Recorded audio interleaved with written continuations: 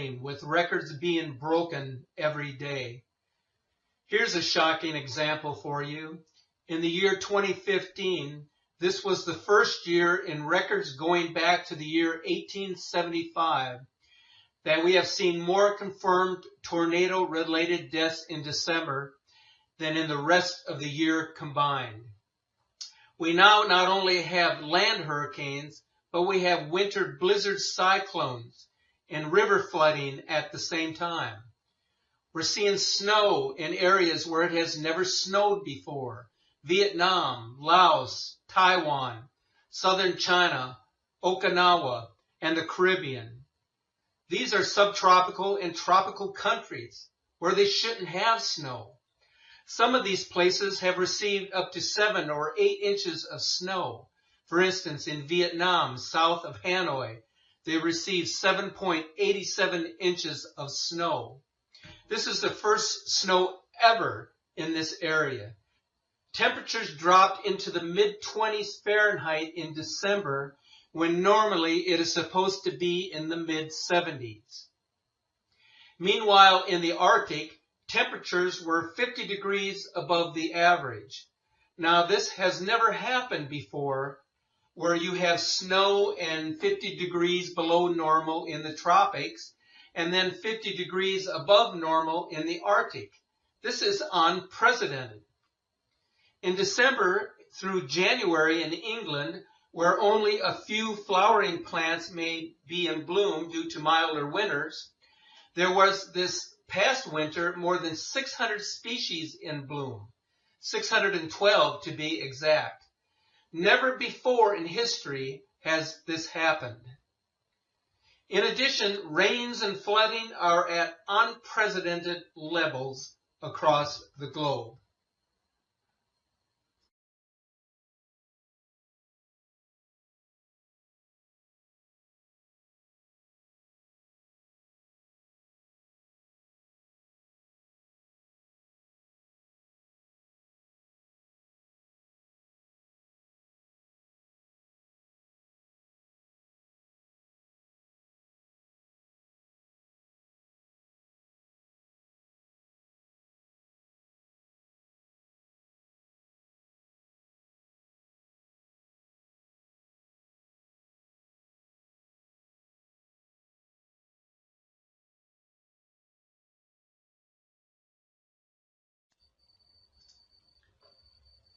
So one can argue that there is certainly evidence of the Planet X effect upon the entire Earth, causing it to wobble, which in turn causes seismic and volcanic activity, as well as extreme weather.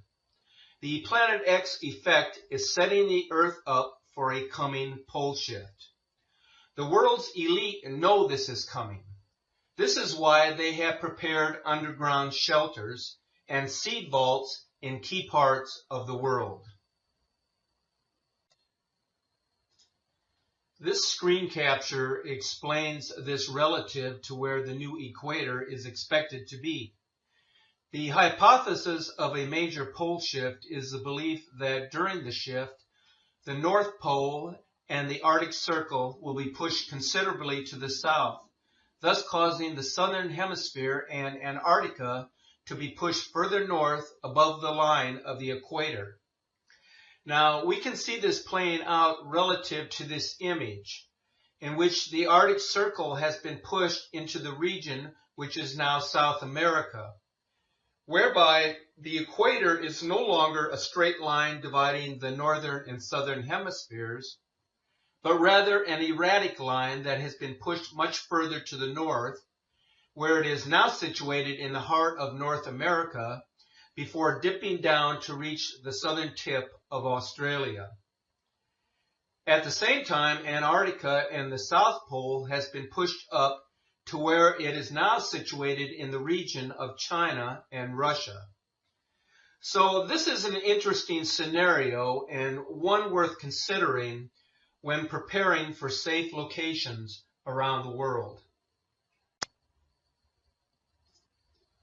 We are now in the preliminary stages of Earth's axis shift.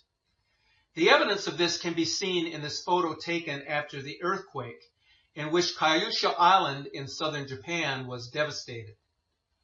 The drone footage you are about to see is absolutely astonishing. While watching this, it is difficult to believe the extent of the devastation that has taken place on Japan's southern island. In late April, a magnitude 6.5 earthquake was quickly followed by a magnitude 7.3 earthquake just 28 hours later. Those earthquakes made headlines all over the globe. But why was there such tremendous damage?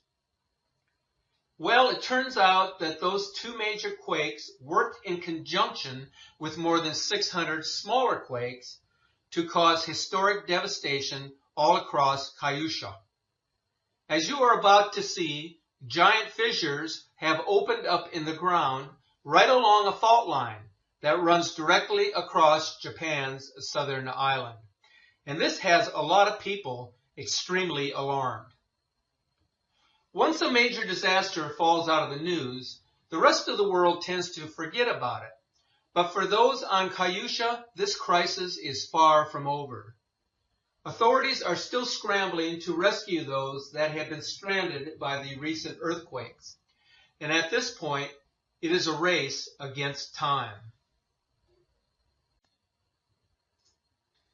What is to happen during the coming polar shift could be best explained in a profound interview with Stuart Best, who is a documentary video producer, author, and publisher. As you listen to this 13-minute interview, you will be overwhelmed by his expertise regarding the coming pole shift, accompanied by a series of megaquakes and the days of darkness brought on by the arrival of Planet X. We have the North Pole and the South Pole. Mm-hmm. And we've always known it that way. North Pole's north, South Pole's south. And so it is. But it may not have been that way forever, and there is significant scientific evidence, perhaps even conclusive, that there have been prior polar shifts. In other words, where north goes south and south goes north, right? That's right. Now, absolutely. Now, how many times in our Earth's history do we think this has occurred? Well, it depends on the experts you look at, but from what we can gather, probably 7 to 8 times. They're just, I think partially they're guessing because of records, but it has happened a considerable number of times. From a biblical perspective, there is at least probably 2. I believe there was one before the creation of Adam and Eve, mm-hmm. that you'll find in Genesis. And then it appears as though when the time of Noah's flood came, that also may have incorporated at least a partial polar shift, if not a total one. And then a very interesting event occurred in the days of Peleg, which occurred maybe 250 to 300 years after the flood, in which it says the earth was divided, and that would have been a gigantic earthquake, which, according to the ancient records, set up the nations as we know them today. The continents?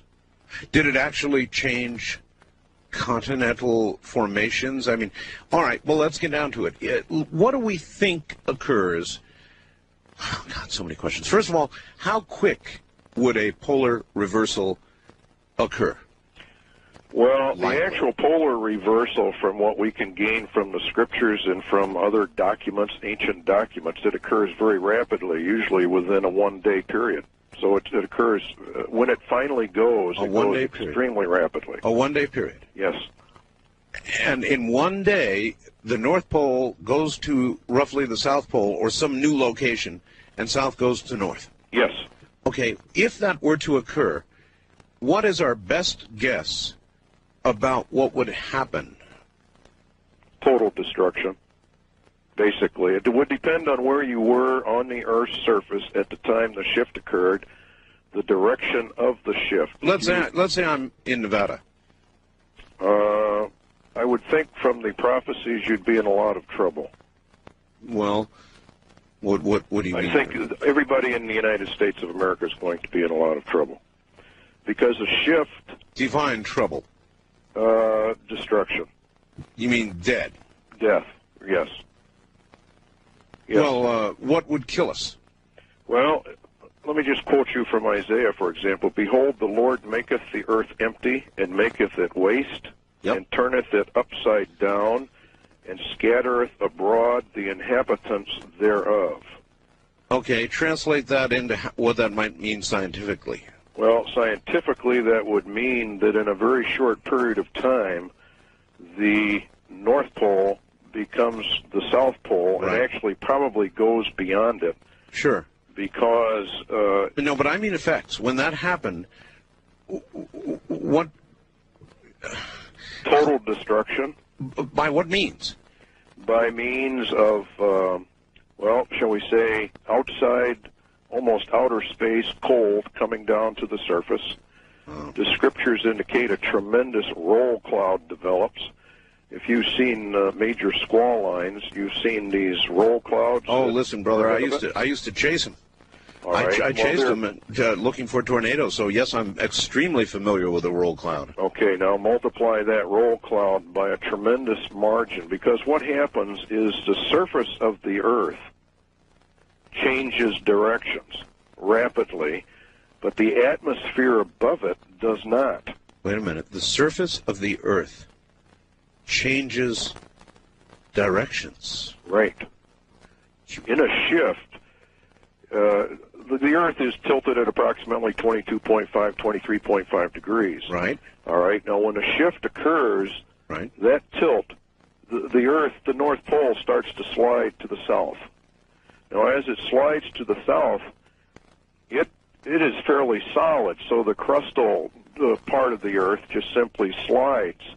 But the Earth, or the atmosphere, does not catch up with it. It doesn't just move with it. Oh, my God. You know, I once had somebody on here talking about polar shift, and he said there would be 800-mile-per-hour winds. Oh, I would think probably at least that, probably even more. And so if I just heard you correctly, you're saying the Earth's surface would move, but the atmosphere wouldn't. The net effect, though, would be atmosphere moving by us, or us actually, it wouldn't make any difference. The net effect would be stupendous winds. Yes. Yes. In fact, the atmosphere would actually begin to roll back as the surface of the Earth accelerates in the shift. My. Because the atmosphere cannot keep up with it. It begins to roll back, and it creates a huge vacuum area. For the first time, I understand this. And then air from the outer space comes down because it's super cold, and you have instant freeze of anything that happened to be there that would...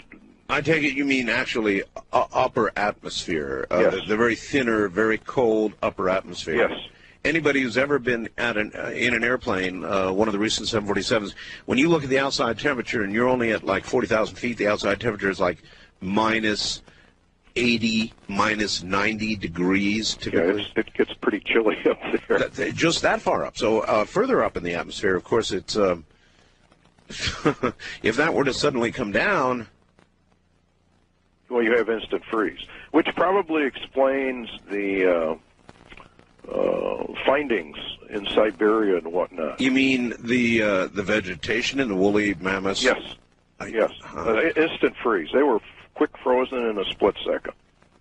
The only thing that would do that is super cold air approaching, because of wind chill factors. And it would have to be very fast.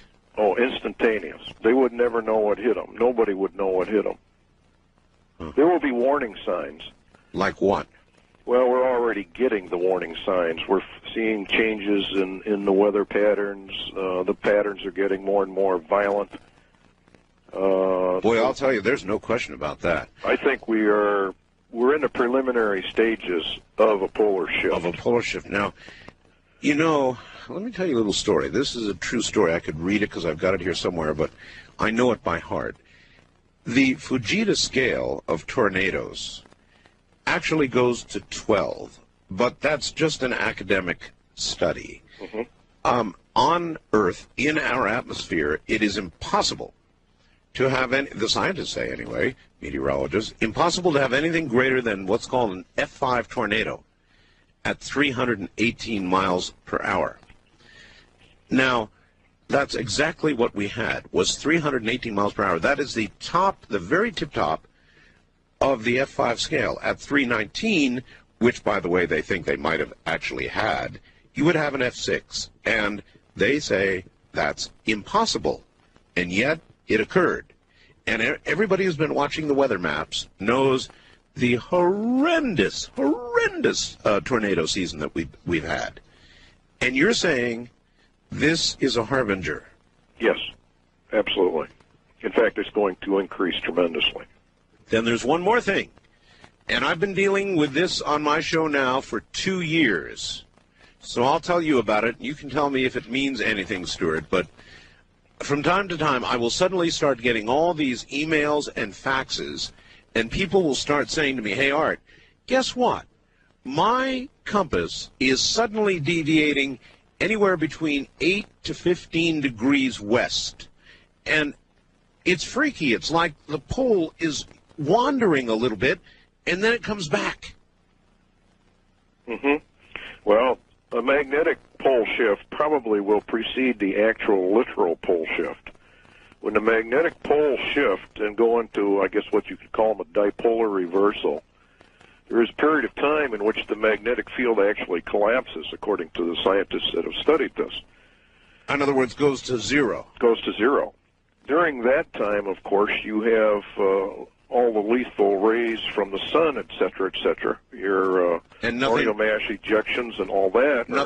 Nothing to protect you from them, right? That's right, because it's the magnetic field that actually does most of the protecting, which is one of the reasons why your satellites or manned satellites are below the Van Allen belt, because they're protected by the Van Allen belt itself from the more lethal rays of the sun. So if suddenly it went to zero, in essence, we would be immediately, particularly if it's a bad solar cycle time, which, by the way, we happen to be coming up on. Yes. A solar maximum, they say, perhaps within the next year, you would then be wide open to a coronal mass ejection that could flip the poles? Yes. Well, I don't know if it would actually literally create the polar shift, but it could certainly rearrange the magnetic poles tremendously. And there are some scientists that have done some research on this, and they claim that when the poles go to zero, that it has tremendous effects upon the Earth, great shaking of the Earth, and then it reorientates itself, and the North Pole becomes the South Pole, et cetera, et cetera. Stuart, I have a fellow I interview from time to time named Major Ed Dames from SciTech, which is a remote viewing organization. He has remote viewed something that he calls a kill shot from the sun. And it sounds an awful lot like what you're talking about. Could well be. There's no question that the sun is involved in this, because the time of the polar shift, according to the scriptures, and the time of a solar nova are the same. The Bible indicates in the Old Testament that the moon will give off the light of the sun, and the sun will give off 7 times the light it has now. Now, that can only be described as a mini nova. You know, it's interesting you should mention this, because I've been reading these stories just in the last few days about scientists seeing these suns go into this apparent nova condition a lot lately. I mean, they've got all kinds of new information about it, and if other suns can do it, I mean, our sun is not that unusual. That's right. It could do it too, couldn't it? It not only could, according to the prophecies, it will. And actually, the way the Lord worded it, he said the heavens will be shaken, and the powers of the heavens will be shaken. In other words, things sort of go off from their normal course. The book of Enoch says the moon shall change its laws and not be seen for its proper period. Would anybody on Earth live through such an event? Yes, there are survivors. According to the scriptures, there are survivors. Well, not many. How about scientifically? I don't in any way put down the scriptures, and I realize you're coming at this from a Christian perspective, which is fine. But scientifically, if what you suggest occurred, how would anybody live? I think, again, it would depend on your location upon the planet in relationship to the spin of the polar shift itself. In other words, if you were in an area where you were sort of in the pivot area, probably not a whole lot would happen to you. But those on the outside of the shift, you see, would have tremendous damage. Oh, I absolutely do see. In other words, inside you would hardly feel the motion. Outside, you'd be thrown from here to Kalamazoo. Yes. So there you have it, folks. It's time to see the real evidence of what is truly happening in our world. The next couple of years could very well be the beginning of the Great Tribulation that so many scholars and theologians have spoken of. Take this time to ponder and study what has been presented to you in this video. And as always, you are encouraged to view all